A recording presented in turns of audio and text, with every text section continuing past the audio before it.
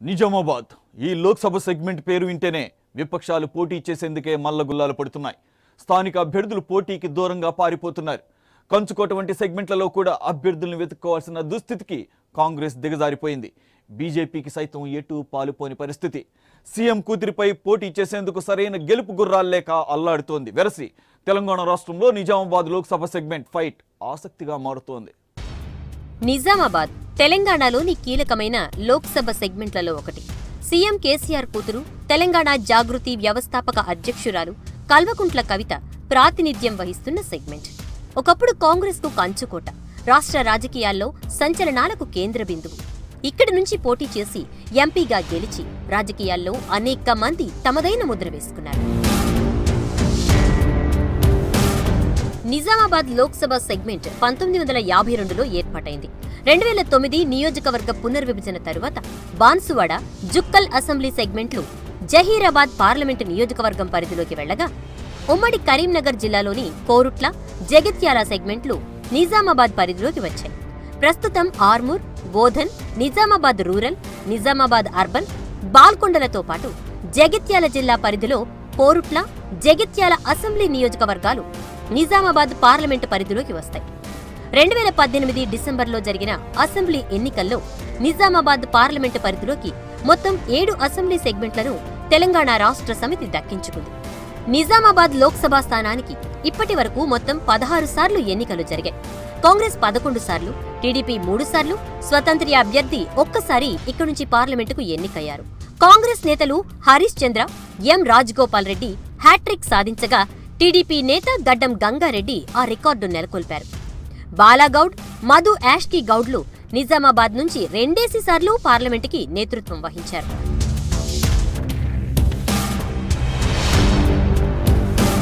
కాంగ్రెస్, తెలుగుదేశం పార్టీల దూకుండి టీఆర్ఎస్ అభ్యర్థి కల్వకుంట్ల కవిత విజయవంతంగా అడ్డుకున్నారు. 2014లో జరిగిన ఎన్నికల్లో ఆమె నిజామాబాద్ బరిలో నిలిచి తొలి ఎన్నికల్లోనే గెలిచి చరిత్ర సృష్టించారు. తన సమీప ప్రత్యర్థి కాంగ్రెస్ అభ్యర్థి మధు యాష్కీ గౌడ్పై 1,67,184 ఓట్ల మెజారిటీని సాధించారు. ఈ 5 ఏళ్లలో టీఆర్ఎస్ ను తిరుగులేని శక్తిగా నిజామాబాద్ సెగ్మెంట్లో నిలబెట్టారు. 2018 అసెంబ్లీ ఎన్నికల తరువాత నిజామాబాద్ పార్లమెంటు సెగ్మెంట్లో తెలంగాణ రాష్ట్ర సమితి చాలా బలమైన పార్టీగా అవతరించింది. మొత్తం 7 ఎమ్మెల్యేలు సైతం టీఆర్ఎస్ నుంచే ఉండటంతో మరోసారి నిజామాబాద్ లోక్సభ స్థానంలో గులాబీ జెండా ఎగరటం ఖాయమంటూ శ్రేణులు ధీమాగా ఉన్నాయి.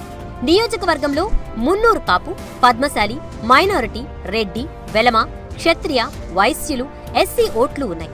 అభ్యర్థుల గెలుపు ఓటముల్ని శాసించటంలో ఈ సామాజిక వర్గాలే కీలకం కానున్నాయి. తెలంగాణ జిల్లాలో ఒక్కోదానికి ఒక్కో ప్రత్యేకత ఉంది. నిజామాబాద్ జిల్లాకు రాష్ట్ర ధాన్యాగారం అనే పేరుంది. అలాంటి చోట కూడా ప్రస్తుతం అనేక సమస్యలు తిష్టవేశాయి. పరిశ్రమల స్థాపన మాటేమో గాని ఉన్న ఫ్యాక్టరీలు మూతపడ్డాయి. యువతకు ఉపాధి ఎండమావే అయ్యింది. జిల్లా జనాభాలో 70% ప్రజలు వ్యవసాయంపై ఆధారపడి జీవిస్తున్నారు. శ్రీరామ్ సాగర్ ప్రాజెక్టు నిర్మాణం జరిగి 5 దశాబ్దాలు గడిచినా ఇప్పటికీ ముంపు గ్రామాలకు నష్టపరిహారం చెల్లించలేదు. నందిపేట్, బాల్కొండ, నవీపేట్ మండలాలకు చెందిన వందలాది మందికి ముంపు గ్రామాల పరిహారం పూర్తిస్థాయిలో రాలేదు. ఈ జిల్లా గత దశాబ్దాలుగా అభివృద్ధికి నోచుకోలేనటువంటి జిల్లా. మరి ప్రత్యేక తెలంగాణ రాష్ట్రంలో ఈ జిల్లా అభివృద్ధి అవుతామని చెప్పేసి తెలంగాణ ప్రజలు చాలా ఎదురు చూశారు. కానీ వల్ల స్వయాన ముఖ్యమంత్రి కూతురు ఈ జిల్లా ఎంపీ అయినప్పటికీ జిల్లాలో ఎక్కడ వేసిన సమస్యలు ఆ విధంగానే ఉన్నాయి.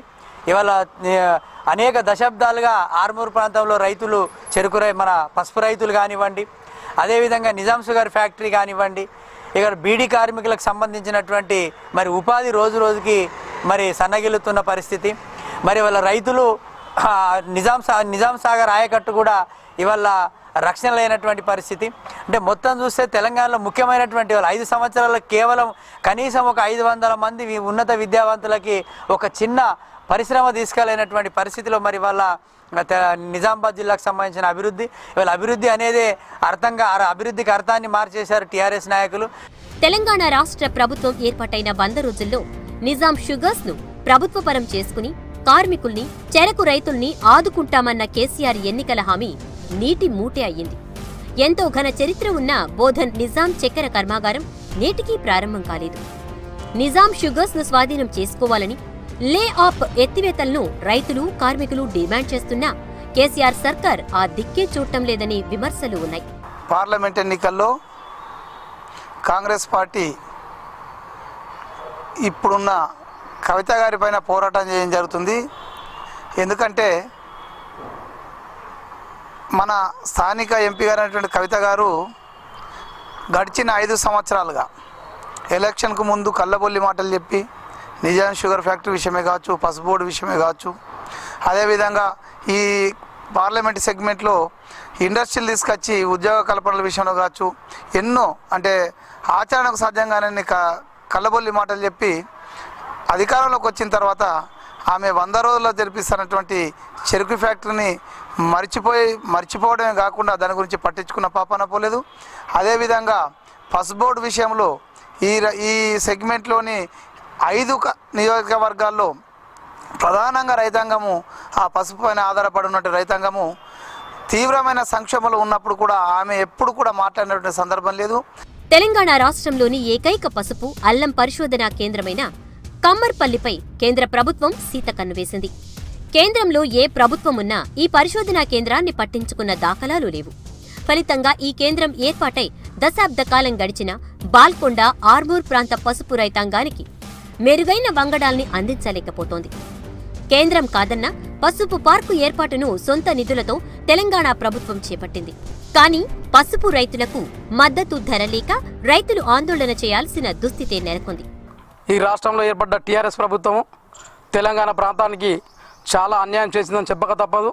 అందులో భాగంగా నిజామాబాద్ జిల్లాకి మరి ఈరోజు స్వయాన ముఖ్యమంత్రి గారి కుమార్తె గడ పార్లమెంట్ సభ్యురాలు కవితమ్మ గారు మరి వారు ఎన్నికల్లో వాగ్దానాలు వారితో పాటు ప్రస్తుతం ముఖ్యమంత్రి అయిన కేసీఆర్ గారు బ్రహ్మాండమైన వాగ్దానాలు చేశారు. ఉదాహరణకి బోధన తీసుకుంటే రైతులంతా నష్టపోతూ ఉన్నారు. షుగర్ ఫ్యాక్టరీ తీసుకొస్తాం, షుగర్ ఫ్యాక్టరీని వీలైనంత త్వరలో ఓపెన్ చేస్తాం, కాంగ్రెస్ పార్టీలు చేయలేరని, అదేవిధంగా ఇక కమ్మర్పల్లి, బాల్కొండ, ఆర్మూర్ ప్రాంతానికి వస్తే పసుపు బోర్డు ఏర్పాటు చేస్తామని చెప్పి వాగ్దానాలు చేసి చివరికి కవిత గారు ఇచ్చిన స్టేట్మెంట్ ఏమంటే మన ప్రధానమంత్రి గారు మరి ఈ బోర్డ్స్ ఇస్తలేడు అని చెప్పడం చాలా సిగ్గుచేటు, హాస్యాస్పదం. మరి అది సెంట్రల్ గవర్నమెంట్ అయితే మరి వీరి చేతిలో ఉన్న ఫ్యాక్టరీని, బోధన షుగర్ ఫ్యాక్టరీని ఈరోజు వరకు కూడా ప్రారంభించకపోవడము చాలా దురదృష్టకరము. చెంతని శ్రీరామ్ సాగర్ జలాశయమున కరువు, వర్షాభావ పరిస్థితులతో నీటి వనరులు లేక ఈ ప్రాంతంలోని అన్నదాతలు, వారి వారసులు ఉపాధి నిమిత్తం గల్ఫ్ బాట పడుతున్నారు. ఇటీవలి కాలంలో ఈ సంఖ్య మరింత ఎక్కువైంది. వారికి ఎడారి దేశాల్లో సరైన వసతులు, వేతనాలు లేక ఇబ్బందులు పడుతున్నారు. గల్ఫ్ బాధితుల్లో ఒక్క నిజామాబాద్ జిల్లా వాసులు దాదాపు 1,50,000 వరకు ఉన్నారంటే జిల్లా నుంచి వలసల తీవ్రత, వారి సమస్యల్ని అర్థం చేసుకోవచ్చు. వివిధ కారణాలతో గల్ఫ్ జైల్లో వేలాది మంది జిల్లావాసులు మగ్గుతున్నారు. జైల్లో మగ్గుతున్న వారిని విడిపించాలని, కేంద్ర రాష్ట్ర ప్రభుత్వాల జోక్యం చేసుకుని విడిపించాలని వలస బాధిత కుటుంబాలు కోరుకుంటున్నా పాలకులు తీసుకుంటున్న చర్యలు అంతంత మాత్రమే. గల్ఫ్ దేశాల్లో చనిపోయిన వారి భౌతిక కాయాలని వెనక్కు రప్పించటానికి కుటుంబాలు నెలల తరబడి ఎదురుచూస్తున్న దుస్థితి. గల్ఫ్ నుంచి తిరిగొచ్చిన బాధితులకు ప్రభుత్వం ఉపాధి కల్పించాల్సి ఉన్నా పేరుకే పథకాలు ప్రవేశపెడుతున్నారనే విమర్శలు ఉన్నాయి. ఈ దేశం బాగుండాలన్నా, ఈ దేశం భద్రంగా ఉండాలన్నా, ఈ దేశం పక్క దేశాల శత్రు దేశాల నుంచి కాపాడబడాలన్నా, మన భావితరాల భవిష్యత్తు బాగుండాలన్నా ఇది మోడీ గారితోనే సాధ్యమైనటువంటి విషయాన్ని ప్రజలు గుర్తెరిగింది. కాబట్టి ఇలా ఏ సర్వేలు చేసినా, ఏ గ్రామానికి వెళ్ళినా, ఏ పల్లెకి వెళ్ళినా, ఏ గల్లీకి వెళ్ళినా, ఏ వ్యక్తిని అడిగినా మళ్ళీ మోడీ గారు ప్రధానమంత్రి కావాలి. అనేక సార్లు అనేక మంది మాట్లాడుకుంటూ ఉంటాం, ఈ దేశానికి ఒక మంచి నాయకుడు రావాలా, ఈ దేశంలో అవినీతి అంతమైపోవాలా, ఈ దేశంలో ఉన్నటువంటి ప్రజలకు సుఖశాంతులు ఉండాలా, ఈ దేశంలో ఉన్నటువంటి ప్రజలు తీవ్రవాదం, ఉగ్రవాదం బారి నుంచి రక్షించబడాలా అని ప్రజల ఆలోచనలు ఏ విధంగా అయితే ఉన్నాయో ఆ ఆలోచనకు అనుగుణంగా పరిపాలించినటువంటి వ్యక్తి నరేంద్ర మోడీ గారు. బీడీ కట్టలపై పుర్రే, డేంజర్ గుర్తులు ముద్రించాలన్న కేంద్ర ప్రభుత్వ నిర్ణయంతో తెలంగాణలో బీడీ పరిశ్రమ మూతపడింది. సంపాదన కోల్పోయామని, పిల్లల చదువులు భారంగా మారుతున్నాయని, రుణభారం పెరిగిపోతోందని, అప్పులు చేయాల్సి వస్తోందని జిల్లా బీడీ కార్మికులు ఆందోళన వ్యక్తం చేస్తున్నారు. ప్రతి ఎన్నికల సమయంలో నిజాం షుగర్ ఫ్యాక్టరీ, గల్ఫ్ బాధితుల సమస్యలు, బీడీ కార్మికుల వ్యధ తెరపైకి వస్తున్నా తాత్కాలిక చర్యలే తప్ప శాశ్వత పరిష్కార మార్గాలు కనుగొన్న దాఖలాలు లేవనే విమర్శలున్నాయి. సిట్టింగ్ ఎంపీకి ఈ సమస్యల సెగ కొంత తగిలినా ఆశ్చర్యం లేదనే టాక్ ఉంది. కానీ ఇతరత్రా రంగాల్లో ఆమె సాధించిన పురోగతి, అభివృద్ధి అధికార పార్టీ ఓటు బ్యాంకుని కాపాడుకొస్తోందనే టాక్ ఉంది. నిజామాబాద్ జిల్లాలోని కవితక్క గారు అభివృద్ధి పదంలో ముందుకు దూసుకెళ్తున్నది. అభివృద్ధిలోని నగరంలోని 850 కోట్ల నిధులు తీసుకొచ్చి అతి వేగంగా నిజామాబాద్ను సస్యశ్యామలంగా సుందరీకరణగా దింది. అదేవిధంగా ఇలా చూస్తుంటే రోడ్లే కానీ అట్లా డ్రైనేజే కానీ ఇలా మారుమోగిస్తున్నది. ఎందుకనంటే ఎప్పుడు గత ప్రభుత్వాలు చేయలేని విధంగా ఈరోజు కవితక్క గారు నిజామాబాద్ జిల్లాకు అనేకమైన అభివృద్ధి నిధులు తీసుకొచ్చి అభివృద్ధి పదవులు నడిపిస్తున్నది. అట్లాగే పెద్దపల్లి రైలు 60 ఏళ్ల చరిత్రలోని ఏ గత ఎంపీలు కూడా చేయలేని విధంగా నిజామాబాద్కి ఎంపీ ఒక మహిళగా ఉండి కవితక్క గారు పెద్దపల్లి నుంచి నిజామాబాద్ దాకా రైలు మార్గం తీసుకొచ్చినటువంటి మంచి నిధులు తీసుకొచ్చి ఇలా రైలు మార్గాన్ని ఏర్పాటు చేసినటువంటి మంచి గొప్ప నాయకురాలు మా కవితక్క గారు అని చెప్పుకోవచ్చు. స్థానిక ఎంపీ కవిత సీఎం కూతురు కావడంతో పార్లమెంటు పరిధిలోని 7 నియోజకవర్గాల్లో అనేక అభివృద్ధి కార్యక్రమాలను చేపట్టారు. నిజామాబాద్ పెద్దపల్లి రైల్వే లైన్ పూర్తి చేయించడంతో పాటు తాజాగా ప్యాసింజర్ రైలు నడిచే విధంగా చేశారు. పసుపు పరిశోధనా కేంద్రం ఏర్పాటు కోసం తీవ్రంగా శ్రమించి పార్లమెంటు వేదికగా పోరాడారు. నందిపేట్ మండలం లక్కంపల్లి సెస్ ఏర్పాటుతో పాటు పరిశ్రమల స్థాపనకు ప్రత్యేక చర్యలు చేపట్టారు. పార్లమెంటులో నియోజకవర్గ పరిధిలోని సమస్యలతో పాటు జాతీయ స్థాయి సమస్యలు ప్రస్తావిస్తూ దేశ ప్రజలను ఆకర్షించి ఉత్తమ పార్లమెంటేరియన్ అవార్డు సాధించడంతో పాటు కేరళ అసెంబ్లీ డైమండ్ జూబ్లీ వేడుకల్లో ఐక్యరాజ్యసమితి సమ్మిట్లో పాల్గొనే అవకాశము దక్కించుకుంది. బీడీ కార్మికులకు అండగా నిలిచి వారి సంక్షేమానికి ప్రత్యేక నిధులు మంజూరు చేయించింది.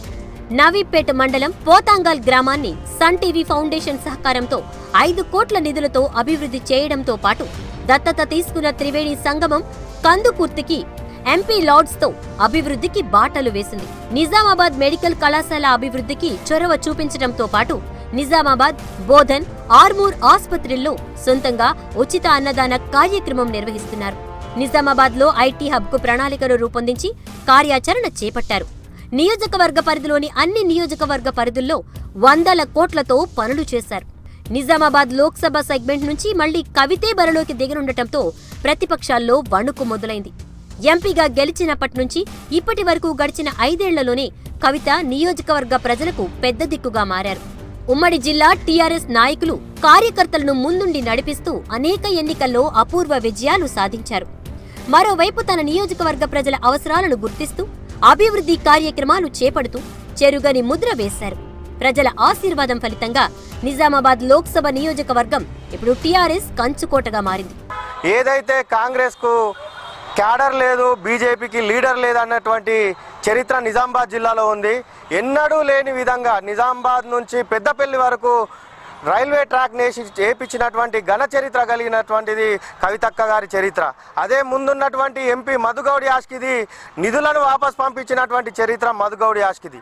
కాంగ్రెస్ హయాంలో నిజామాబాద్ జిల్లాలో ఉన్నటువంటి యూనివర్సిటీలో ఎంతో మంది అక్రమంగా రిక్రూట్మెంట్లు చేసినటువంటి చరిత్ర ఈ కాంగ్రెస్ పార్టీది.